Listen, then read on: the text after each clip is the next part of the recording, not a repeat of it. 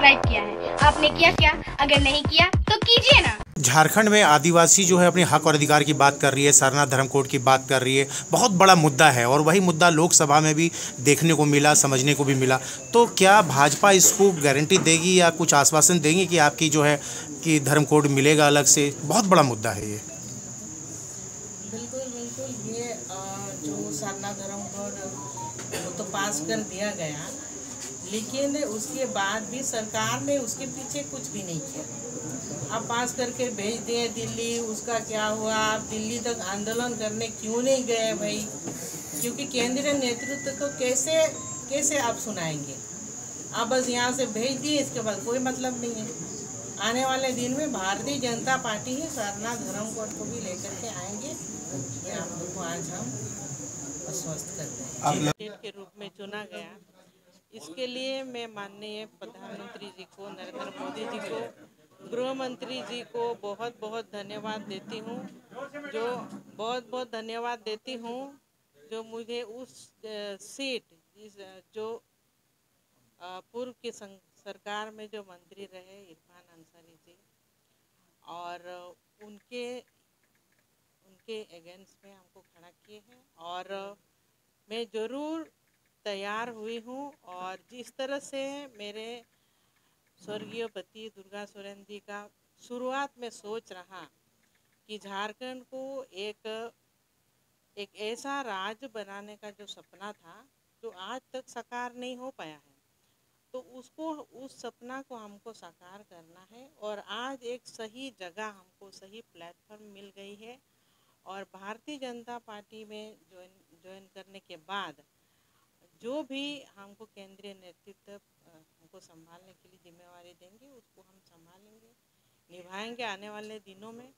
और झारखंड को बदलाव की ज़रूरत है। आज का डेट में जो झारखंड की इस परिस्थिति से गुजर रही है, 24 साल पूरा होने के बाद भी झारखंड का दिशा बदला नहीं है, परिस्थिति वही है। तो झारखंड अलग राज्य का मकसद पूरा नहीं हो पाया है। और आपके जो सरकार चली, पूरा झारखंड के पब्लिक जाग चुके हैं और करारा जवाब देने वाले हैं। क्योंकि युवाओं के साथ एक बहुत बड़ा धोखा हुआ है। युवाओं के साथ पूरा 5 साल भर सरकार ने धोखा किए। जो वादे लेकर के आए थे और सरकार बनी थी कि 5 लाख युवाओं को नौकरी दिया जाएगा, और नौकरी नहीं तो बेरोजगारी भत्ता, नौकरी आप दिए नहीं, बेरोजगारी भत्ता भी आप दिए नहीं। तो ये युवाओं के साथ एक बहुत बड़ा धोखा हुआ है। सरकार ने छला युवाओं को, और युवा वर्ग पूरा आज के डेट में सड़क पर है। कोई भी नौकरी से संबंधित जो एग्ज़ाम लिए जाते हैं उसमें भी धोखा हो रहा है, क्वेश्चन पेपर लीक हो रहा है। तो युवाओं को आपने कहाँ लाकर खड़ा कर दिया, हम सरकार को पूछ रहे हैं। और आज जो एक नई योजना लेकर के आ गए, मैया सम्मान योजना, एक तरह से इसमें ये भी बोला जा रहा है कि भारतीय जनता पार्टी के लोगों ने, पार्टी ने मैया सम्मान योजना को कॉपी किए, जो गोगो दीदी योजना है। तो हम सरकार में जो रहे मंत्रीगण, सभी से हम आज पूछना चाहते हैं, और उन लोगों ने किन से कॉपी की? ये तो जो मध्य प्रदेश के सीएम रहे शिवराज सिंह चौहान जी, वहाँ उन्होंने पहले योजना लक्ष्मी लाडली योजना चालू किए थे। और उस योजना को देखते हुए आज जेएमएम सरकार ने भी वो योजना को चालू किया। लेकिन ये योजना भी उनके द्वारा जो चालू किया गया है, जो मैया सम्मान योजना, ये महिलाओं को सिर्फ एक दाना डालने के लिए और चुनाव का जो चारा बोला जाता है, वोट बैंक को बढ़ाने के लिए, इस सोच के साथ में ये योजना को लेकर के आए हैं।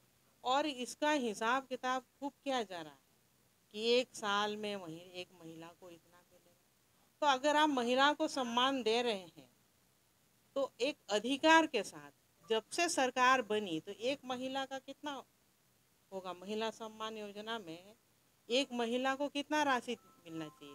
1.5 लाख रुपया।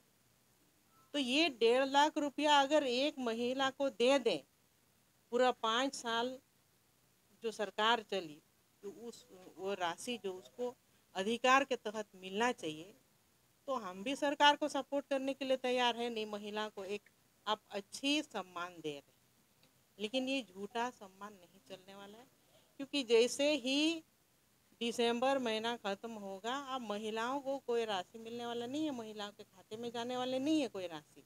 अभी बहुत ध्यान के साथ अब पहली किस्त दूसरी किस्त डाला जा रहा है, तो ये सिर्फ वोट बैंक को बढ़ाने के लिए ये योजना है और कोई दूसरी योजना नहीं है कि उनको एक महिला को एक बड़ी सम्मान दे रहे हैं, ऐसा कोई बात नहीं। कोई नज़र नहीं आ रहा था। आप लोग जानते ही होंगे कि ये तो हाल फिलहाल में इसको देखा गया है, आदिवासियों के साथ जो हो रहा है, जो वहाँ पर जो पाकुड़ में जो घटना हुई, जो हमारे आदिवासी जो KKM कॉलेज के जो हमारे बच्चे हैं, तो ये घटना और जो गाय बथान में घटना हुई, तो ये घटना दर्शाता है कि जो कॉलेज के लड़के लोग हैं वो इस तरह की घटना से वो लोग भी त्रस्त हैं। और ऐसे ही एक सड़कों पर उतरने वाला एक बड़ा योजना उन लोगों ने तैयार किया था कि इस तरह का जो बांग्लादेशी किसी को बेटी जो आ रहे हैं उनको विरोध करने के लिए इन वक्त पर सरकार के टीम ने जो भी पुलिस वर्ग ने उनके ऊपर हमला किया। तो हम पूछना चाहते हैं कि सरकार जो हमारे आदिवासी बच्चे के साथ में इतना मारपीट हुआ, इतनी बड़ी घटना हुई, एक भी मंत्रीगण हमारे आदिवासी बच्चे के पक्ष में बोले नहीं। कोई क्यों नहीं बोले? क्या वो लोग आदिवासी नहीं? क्यों नहीं बोले? आज जो इरफान इतना बोल रहा है, तो सरकार के तो कोई लोग बोले नहीं उनके पक्ष में। तो क्या आप आदिवासियों के साथ क्या कर रहे हैं? तब आदिवासी मुख्यमंत्री है, तो यानी कि आप आदिवासियों के दुश्मन हैं। इसी से जुड़ा हुआ मेरा सवाल है मैडम, आप परिवारवाद के खिलाफ में बहुत मुखर रही थी, परिवारवाद की झड़ी लग गई बीजेपी में। रघुवर दास की बहू, अर्जुन मुंडा की पत्नी, टुल्लू मातो के भाई, चंद्रप्रकाश चौधरी के भाई, मतलब एक लंबी फहरिस्त है। तो अब आप क्या कहेंगी बीजेपी के इस जो नेचर है, इस पर आपकी क्या राय है?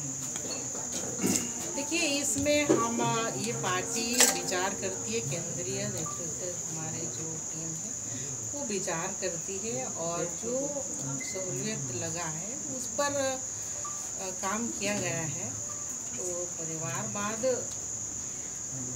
जो पार्टी जो लेकर के चलती है धर्म, तो उसमें पार्टी स्टैंड है, और इस पर हम ज़्यादा कुछ कहना नहीं चाहेंगे। चंपई सोरेन और उनके बेटे को भी टिकट मिला है। अब देखिए, इसमें हम कुछ ज़्यादा नहीं कहना चाहेंगे। मेरी बेटी को तो नहीं ना मिला, मेरी बेटी को तो नहीं मिला, तो मैडम इस पर चाहती है कुछ बोलना नहीं। आप चाह रही थी, जो ये चर्चा थी कि जयश्री या राजश्री जो है जामा से लड़ेंगी, क्योंकि जामा आपकी सीट रही है, आप वहाँ से लगातार जीतती रही हैं। आपके मन में था कि जयश्री को भी मिलना या राजश्री को मिलना चाहिए था? देखिए, मन में क्या नहीं रहता है, मन में रहता है, क्योंकि वो मेरा परंपरागत सीट रहा है। वहाँ से मेरे ससुर जी भी कई बार विधायक रहे हैं, मेरे पति स्वर्गीय दुर्गा सोरेन जी भी विधायक रहे हैं, दो बार, हम भी तीन बार वहाँ से विधायक रहे हैं। तो उस जगह से वो मेरा कर्म भूमि है, काफ़ी लगाव है। जामा विधानसभा का एक एक घर को हम अपना परिवार के जैसे परिवार ही मानते हैं। तो लेकिन पार्टी एक दायरा है, और पार्टी के जो शीर्ष नेतृत्व का जो निर्णय है उनको मैं मानती हूँ, उसके विरुद्ध हम एक भी कदम नहीं उठा सकते हैं।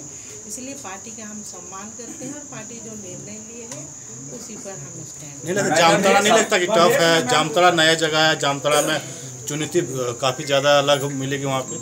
जो वोटों का जो समीकरण है, वोटों का जो भी समीकरण है, हम तो जामताड़ा ही नहीं, आप लोग जो बोले कोई नया जगह नहीं है। झारखंड का हर एक कोना मेरा पहचाना हुआ, और हर एक कोना और हर एक कोई भी अगर विधानसभा से हमको लड़ा दिया जाए, पार्टी का है, तो हम लड़ने के लिए तैयार हैं। मेरे स्वर्गीय पति दुर्गा सोरेन जी, क्या वो एक जगह के पहचान के मोहताज थे?